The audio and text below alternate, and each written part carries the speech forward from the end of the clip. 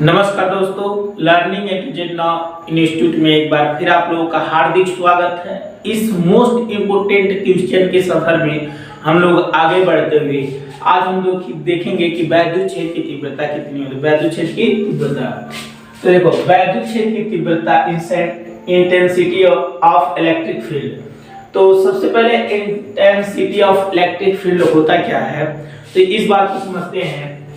देखिए क्या होता है, यदि यहाँ पर कोई आवेश Q1 रखा हुआ है तो यह अपने चारों तरफ मतलब जहां तक बल लगा सकता है उसे क्या कहा जाता है, उस आवेश का वैद्युत क्षेत्र कहा जाता है।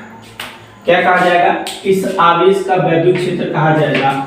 अगर मतलब यहाँ पर कोई आवेश Q1 रखा हुआ है तो यहाँ पर ये चारों तरफ जितना बल लगाएगा वह क्या कहलाएगा, आपका वैद्युत क्षेत्र कहलाएगा।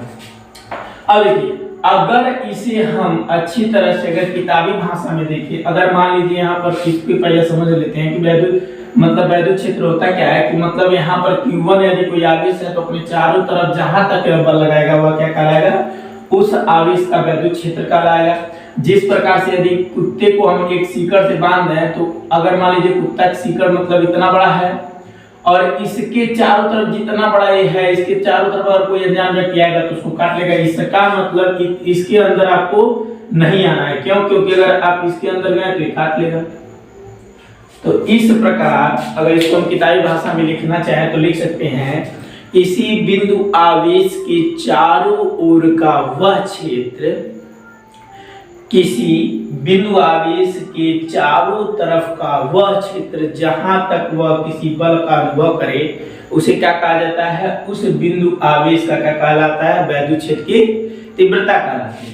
अगर मान लेते हैं कि ये आवेश इस पे F बल लगाता है, कितना F बल लगाता है, तो मान लेते हैं एक Q1 आवेश जो है इस पे कितना बल लगाता है, F बल लगाता है। तो एकांक आवेश कितना बल लगाएगा, F/Q1 लगाएगा, Q1 लगाएगा।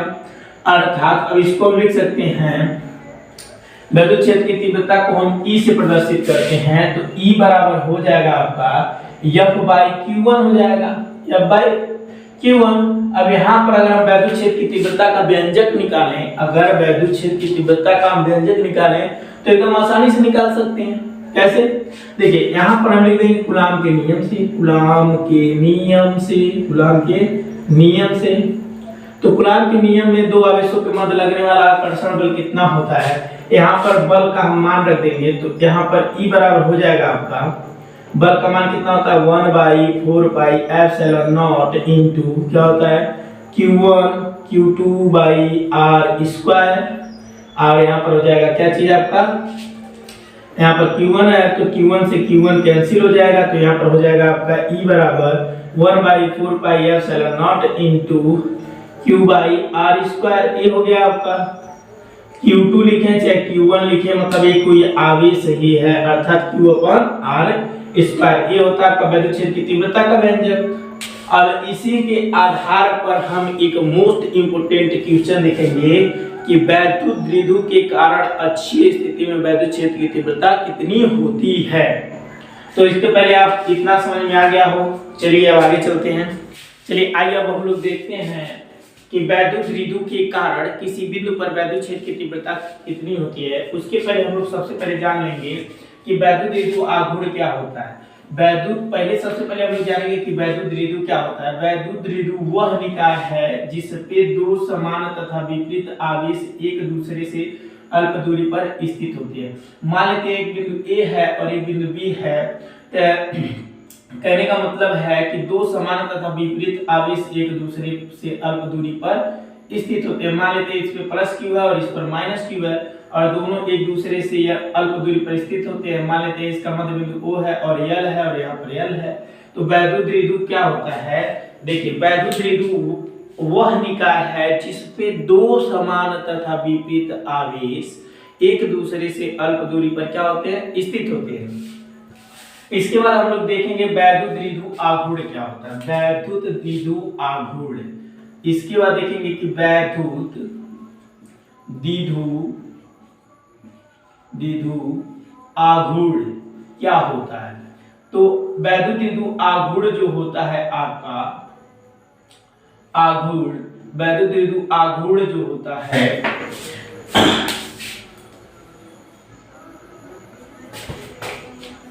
देखिए, वैद्युत द्विध्रुव आघूर्ण जो होता है कि मान लेते हैं इसकी लंबाई कितनी है L है और इसकी L है, इसकी पूरी टोटल लंबाई कितनी हो जाएगी 2L। तो वैद्युत द्विध्रुव आघूर्ण को हम P से प्रदर्शित करते हैं, वैद्युत द्विध्रुव आघूर्ण को हम किससे प्रदर्शित करते हैं, P से प्रदर्शित करते हैं। और किसी एक आवेश या दोनों आवेश के बीच की दूरी के गुणनफल के क्या होता है, बराबर होता है कौन, वैद्युत द्विध्रुव आघूर्ण। देखिए कहने का मतलब किसी एक आवेश, मान लेते हैं पहला आवेश क्या है Q है और बीच की दूरी क्या है 2L है, तो इन दोनों के गुणनफल के क्या होता है, बराबर होता है कौन, वैद्युत द्विध्रुव आघूर्ण। देखिए किसी एक आवेश या दोनों आवेश के बीच की दूरी के गुणनफल के क्या होता है, बराबर होता है। तो इसका आवेश कितना है, पहला आवेश Q है और बीच की दूरी कितना है 2L है, तो इन दोनों के बीच की दूरी के गुणनफल के बराबर होता है वैद्युत द्विध्रुव आघूर्ण। अब हम लोग देखेंगे इस टॉपिक को, इसका यूज करना है इसलिए हम इसको आपको बताए हैं। चलिए इसका हम यूज कहां करेंगे, आगे चलते हैं देखते हैं। तो आ जाते हैं, देखते हैं कि वैद्युत द्विध्रुव के कारण किसी बिंदु पर वैद्युत क्षेत्र की तीव्रता का व्यंजक प्राप्त करेंगे और देखेंगे कि किसी बिंदु पर वैद्युत द्विध्रुव आघूर्ण के कारण किसी बिंदु पर वैद्युत क्षेत्र की तीव्रता कितनी होती है। इसमें लिखना भी पड़ता है। तो सबसे पहले हम मानेंगे कि माना एक वैद्युत द्विध्रुव AB है जिनके बीच की दूरी कितनी है 2L और बिंदु A पर +Q आवेश तथा बिंदु B पर -Q आवेश स्थित है। इतना आपको लिखना पड़ेगा। माना एक वैद्युत द्विध्रुव AB है तथा उनके बीच की दूरी 2L है और बिंदु A पर +Q आवेश और बिंदु B पर -Q आवेश है तथा इस वैद्युत द्विध्रुव के केंद्र से r दूरी पर एक बिंदु क्या है, एक बिंदु क्या है P है, जिस पर हमको वैद्युत क्षेत्र की तीव्रता क्या करनी है, ज्ञात करनी है।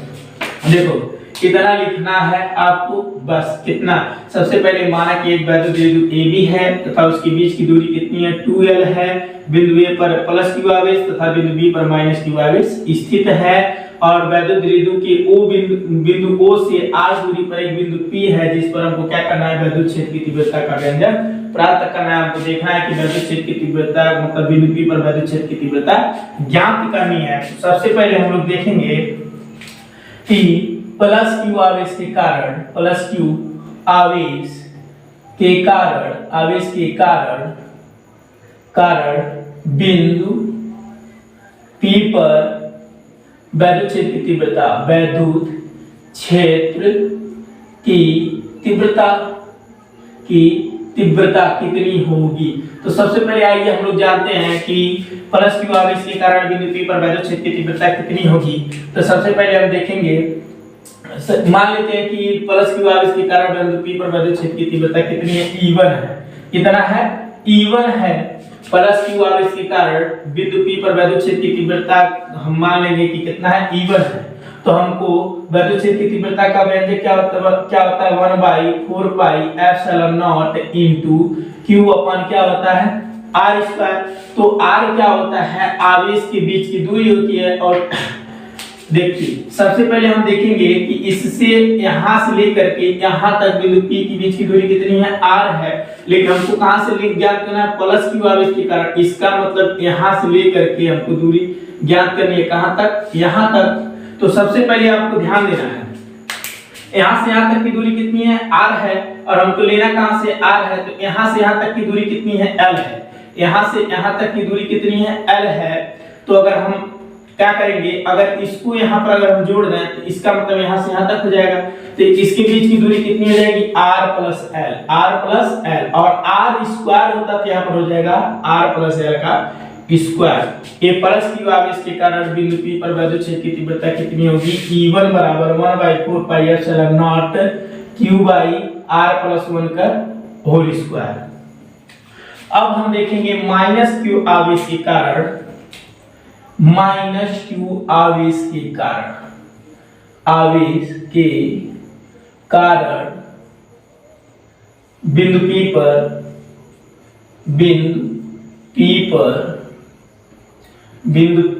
पर वैद्युत क्षेत्र की तीव्रता तो चलिए आइए देखते हैं माइनस क्यू आवेश के कारण बिंदु P पर वैद्युत क्षेत्र की तीव्रता कितनी होगी। तो मान लेते हैं माइनस क्यू आवेश के कारण बिंदु P पर वैद्युत क्षेत्र की तीव्रता E2 है। कितना है? E2। तो E2 बराबर हो जाएगा आपका, कितना हो जाएगा, 1/4 पाई epsilon not into Q upon क्या हो जाएगा। अब देखिए यहाँ पर दूरी, तो माइनस क्यू आवेश और P के बीच की दूरी कितनी है, यही तो निकालना है। देखिए यहां से हमको दूरी लेनी है, यहां से यहां तक कितना है, r है, लेकिन हमको लेना है यहां से यहां तक का है। देखिए यहां से यहां तक की दूरी कितनी है, r है, लेकिन हमको लेना का कितना है, यहां तक लेना है। तो इसके लिए हमको क्या करना पड़ेगा, यहां से लेकर के यहां तक की दूरी कितनी है, l है। इतना अगर हम घटा देंगे तो यहां से यहां तक बचेगा। यहां से यहां तक का दूरी l है, तो हमको यहां l घटा देंगे तो कितना हो जाएगा, r में से यहां तक की पूरी टोटल दूरी कितनी है, r है। यहां से यहां तक r है, लेकिन हमको लेना है यहां से है माइनस क्यू आवेश से, तो इसके बीच की दूरी कितना है, l है। तो यहां से लेकर के यहां तक r और इतना l, तो r में से है इतना घटा देंगे, इसका मतलब l घटा देंगे, कितना हो जाएगा, r माइनस l। कितना हो जाएगा, r माइनस l का होल स्क्वायर। ये हो गया आपका। अब देखते हैं इस पे परिणामी वैद्युत क्षेत्र की तीव्रता। तो देखिए प्लस क्यू आवेश के कारण हम आपको बता चुके हैं, प्लस क्यू आवेश के कारण वैद्युत क्षेत्र की तीव्रता की दिशा कहां होती है, बाहर की तरफ होती है, और माइनस क्यू आवेश के कारण वैद्युत क्षेत्र की दिशा कहां होती है, अंदर की तरफ होती है। ये आपको इतना पता होगा कि माइनस क्यू आवेश के कारण वैद्युत क्षेत्र की दिशा कहां होती है, अंदर की तरफ, और प्लस क्यू आवेश के कारण वैद्युत क्षेत्र की दिशा कहां होती है, बाहर की तरफ। प्लस क्यू आवेश के कारण अर्थात E1 के कारण वैद्युत क्षेत्र की दिशा होगी बाहर की तरफ, और E2 के कारण जो होगा वैद्युत क्षेत्र माइनस क्यू आवेश के कारण वो कहां होगी, अंदर की तरफ। अर्थात ये दोनों क्या है, एक दूसरे के विपरीत हैं। तो बिंदु P पर परिणामी वैद्युत क्षेत्र की तीव्रता जो हो जाएगी, बिंदु P पर लिख देते हैं, P पर परिणामी वैद्युत क्षेत्र की तीव्रता, क्षेत्र की तीव्रता जो हो जाएगा हमारा, कितना हो जाएगा कि अब जो परिणामी वैद्युत क्षेत्र की तीव्रता होगी। अब देखिए पहले इस बात को हम समझ लेते हैं बहुत अच्छी तरह से कि जो अब बिंदु P पर परिणामी जो वैद्युत क्षेत्र की तीव्रता होगी वह कितनी होगी, इस बात को समझते हैं।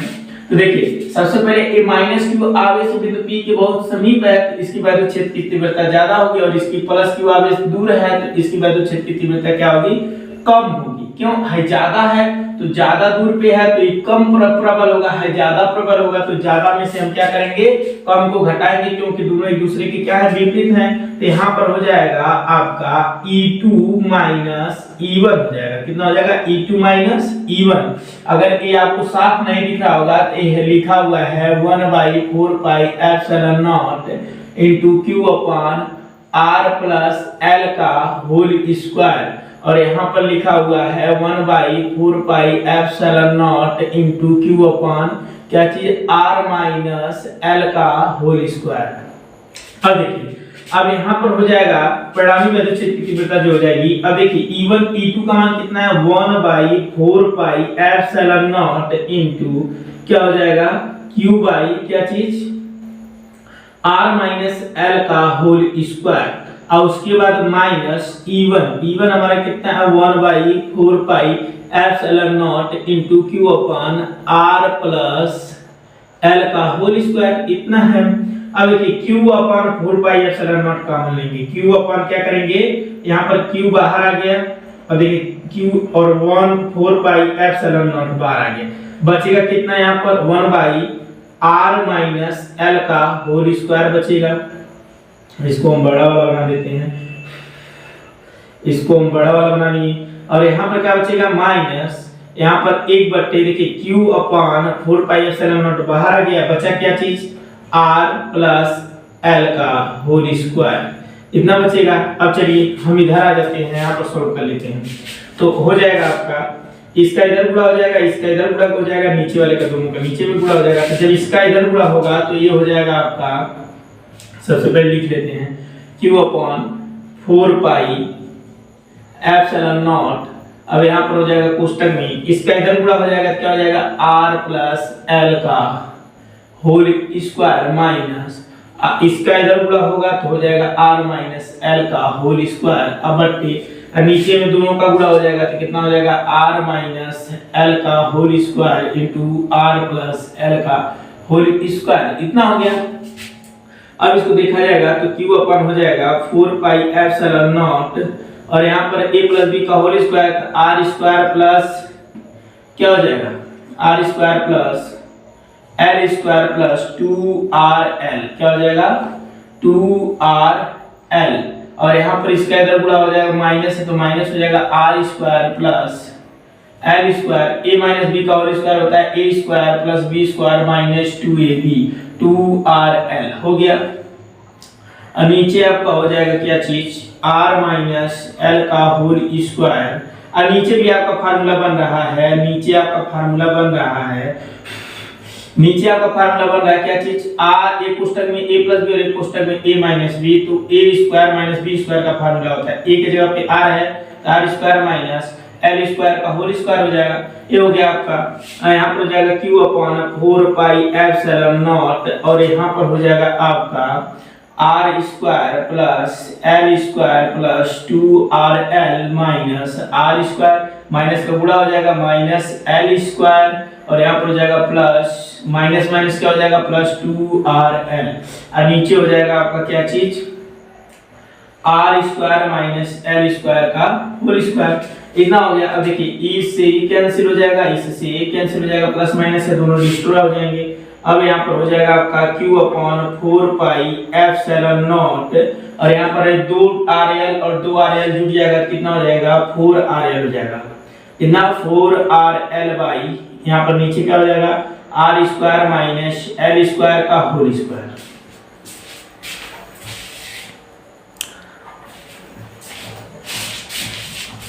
अब देखिए, अब इसको हम ऐसे भी लिख सकते हैं, थोड़ा टेक्निक आजमाएंगे क्योंकि फार्मूला बनाना है।